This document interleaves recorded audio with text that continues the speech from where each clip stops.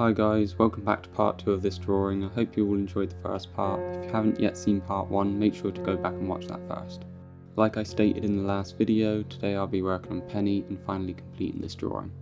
Today I wanted to talk about this commission in particular as it has differed in a few ways from my past commissions. To start with, this was a double pet portrait where I had to combine two different photos. I had never done that before, but the process was actually relatively straightforward. I used a program called Krita, which the best way to describe it is a free alternative to Photoshop. All I did was place both photos on in separate layers and tried my best to erase the background in both images. This was probably the most difficult part, just down to the quality of the photos, which I'll talk a little bit about more in a bit, but just trying to distinguish what was part of the background and what was part of Max or Penny was a struggle because it all just blended in together. After erasing the backgrounds, I just needed to resize and move around the photos just to get a natural and appealing composition. I did also have to flip one of the photos as the lighting was coming from the opposite direction, but this was also in favour of the composition.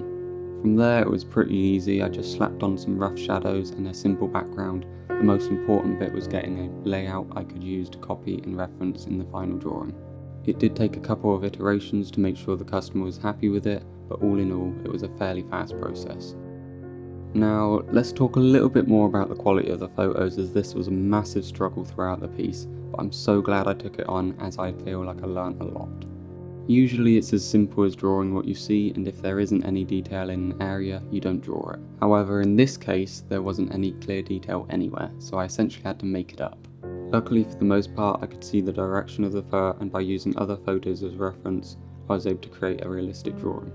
I tried to keep the most detailed areas around the facial features and more blended, less detailed areas in the shadows and parts that would be further away from the camera.